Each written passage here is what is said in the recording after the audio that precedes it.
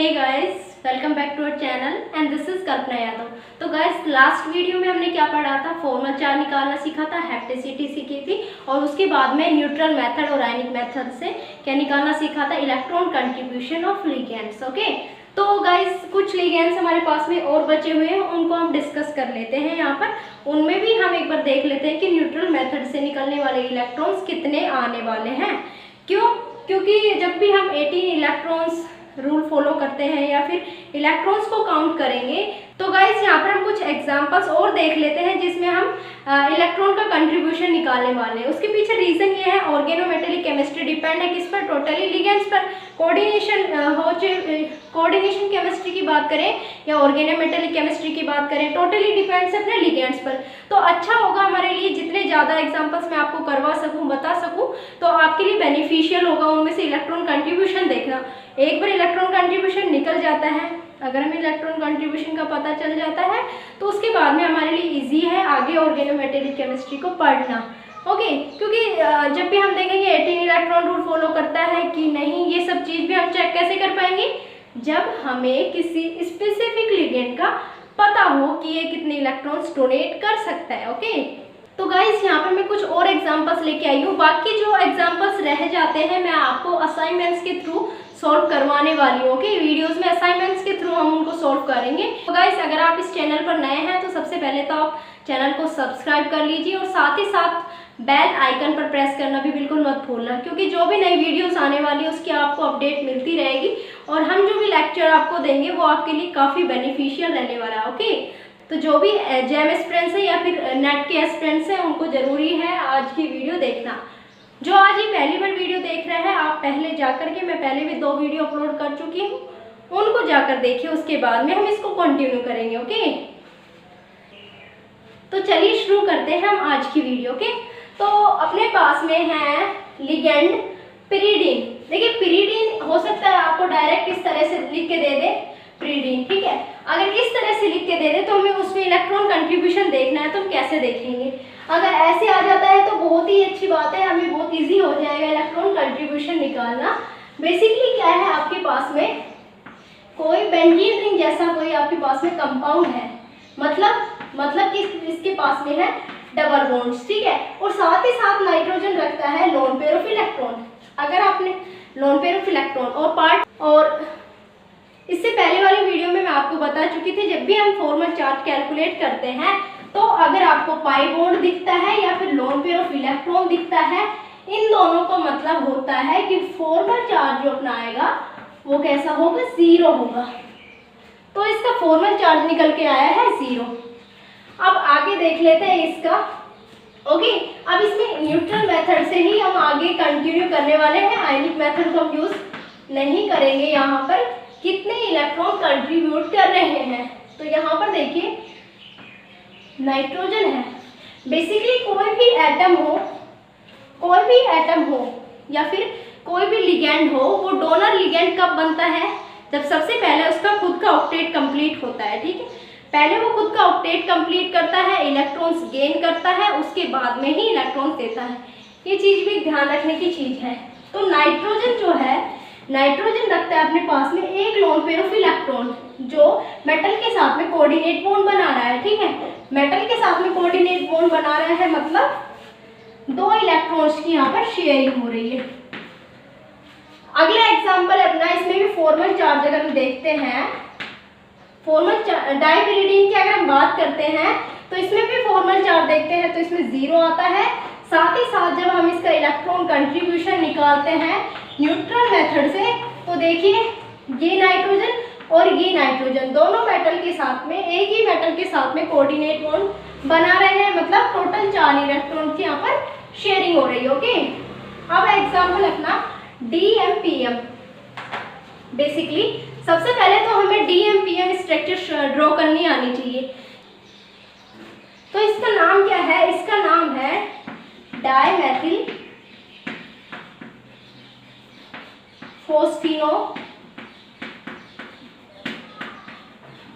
फोस्फिनोमेथेन। Okay, अब इसकी structure कैसे ड्रॉ करते हैं? हम सबसे पहले मेथेन को उठाइए आप। मेथेन का मतलब है 4 बॉन्ड ये बनाएगा, यानी कि CH4 होता है, ठीक है, यहाँ पर आपने लगाया हाइड्रोजन, यहाँ पे आपने लगाया हाइड्रोजन। अगला एटम है आपके पास में P यानी कि फोस्फोरस, फोस्फोरस लगा दीजिए यहाँ पर। और उससे अगला है डायमेथिल, डायमेथिल का मतलब क्या है, एक इस तरफ और एक इस तरफ, एक इस तरफ और एक इस तरफ, यहाँ पर CH3 ग्रुप और यहाँ पर CH3 ग्रुप, यहाँ पर CH3 ग्रुप और यहाँ पर भी CH3 ग्रुप प्रेजेंट है। अब देखिए आपके पास में जो डोनर लिगेंड है वो क्या आ रहा है, फोस्फोरस आ रहा है। ठीक है, अब यहाँ पर आपके पास में कोई मेटल है, मेटल है और ये फोस्फोरस के पास में लोन पेयर ऑफ इलेक्ट्रॉन है। ठीक है, लोन पेयर ऑफ इलेक्ट्रॉन है, तो ये जो लोन पेयर ऑफ इलेक्ट्रॉन है ये इस मेटल के साथ में कोऑर्डिनेट बॉन्ड बनाएंगे, जिससे टोटल इलेक्ट्रॉन्स की शेयरिंग कितनी हो गई, 4 इलेक्ट्रॉन्स, 2 इसके और 2 इसके। तो ये तो बात हो गई डायमेथिल फोस्फिनोमेथेन की। अगली बात क्या है, डायफेनिल फोस्फिनोएथेन। सेम स्ट्रक्चर है, मैं इसी में आपको एक बार ड्रॉ करके दिखा देती हूँ, डायफेनिल फोस्फिनोएथेन। ठीक है, तो एथेन को हम कैसे ड्रॉ कर सकते हैं, इसको ड्रॉ करने का एक तरीका है, सबसे पहले आप एथेन को ड्रॉ करना सीखें। एथेन को ड्रॉ कीजिए, एथेन का मतलब क्या, यहाँ कार्बन होगा, यहाँ कार्बन होगा। ठीक है, यहाँ कैसा H, यहाँ भी H, यहाँ H और यहाँ H। एथेन के बाद में है फोस्फिनो, मतलब क्या है, यहाँ पर क्या है P लगा दिया आपने और यहाँ पर भी P लगा दिया। अब P से जोड़ना है आपको डायफेनिल रिंग, यानी कि आपका ये क्या है PH ग्रुप और ये क्या है PH। अब इसमें फोस्फोरस है वो कैसे एक्ट करता है, फोस्फोरस एक्ट करता है एज ए डोनर एटम, यानी कि लिगेंड की तरह काम करता है, जो मेटल के साथ में कोऑर्डिनेट बॉन्ड बना रहा है। ठीक है, यानी कि टोटल कितने इलेक्ट्रॉन्स हो गए, 4 इलेक्ट्रॉन्स, 2 इस कोऑर्डिनेशन बॉन्ड से आए, 2 इस कोऑर्डिनेशन बॉन्ड से आए। ओके, अब इसमें देखिए आप कहोगे कि इसमें सिर्फ 2 ही इलेक्ट्रॉन्स क्यों शेयर कर रहा है मेटल को, तो उसके पीछे रीजन क्या है कि फोस्फोरस यानी कि इसके वैलेंस इलेक्ट्रॉन्स है 5। अब इसको ऑक्टेट कंप्लीट करने के लिए जरूरी है कि ये कितने इलेक्ट्रॉन्स गेन करे, 3, तब जाकर इसके पास 8 इलेक्ट्रॉन्स आएंगे, उसके बाद में इसका ऑक्टेट कंप्लीट होगा। ठीक है, अब बेसिकली ये क्या करेगा, पास में है 5 इलेक्ट्रॉन्स, ये एक इलेक्ट्रॉन्स यहाँ से लेगा, एक इलेक्ट्रॉन यहाँ से लेगा, यानी कि 5, 6, 7 और 8। ठीक है, अब इसका ऑक्टेट कंप्लीट हो गया। ऑक्टेट कंप्लीट होने के तुरंत बाद कोई भी लिगेंड यानी कि डोनर एटम अपने इलेक्ट्रॉन्स कंट्रीब्यूट कर सकता है, तब जाकर ये अपना जो इसके पास में extra lone pair of electron है वो डोनेट करता है मेटल को। ओके, तब जाकर इसका इलेक्ट्रॉन कंट्रीब्यूशन 4 आता है। तो इसका कितना हो गया 4 और इसका भी कितना हो गया 4 इलेक्ट्रॉन्स। अगला एग्जांपल अपना साइक्लोपेंटाडाइनाइल, जिस पर एक नेगेटिव चार्ज की वजह से एक इलेक्ट्रॉन शेयर करता है न्यूट्रल मेथड। लेकिन अगर अपने पास में कई बार आपको स्ट्रेंथ पूछ ले कि कौन सा लिगेंड ज़्यादा मजबूत होगा as compare to this and this, अगर आपको साइक्लोपेंटाडाइनाइल में 2 तरह के एग्जाम्पल दिखे, जिसमें एक आपके पास में HO और दूसरा R हो। R बेसिकली कुछ भी हो सकता है, हम बेसिकली मान सकते हैं जैसे CH3 है।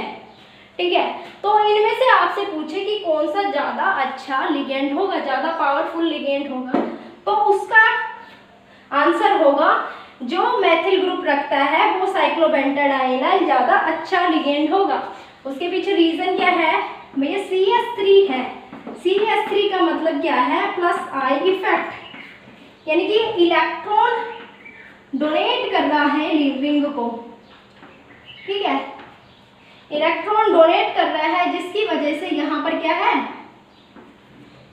इलेक्ट्रॉन डेंसिटी, इलेक्ट्रॉन डोनेट कर रहा है रिंग को, जिससे इलेक्ट्रॉन डेंसिटी इंक्रीज हो रही है। और कोई भी डोनर एटम, अच्छा डोनर एटम कौन सा होगा, जो ज़्यादा से ज़्यादा लिगेंड को कंट्रीब्यूट कर सकेगा, मेटल को ज़्यादा से ज़्यादा लिगेंड, ज़्यादा से ज़्यादा इलेक्ट्रॉन्स डोनेट कर पाएगा, इलेक्ट्रॉन इजीली दे पाएगा।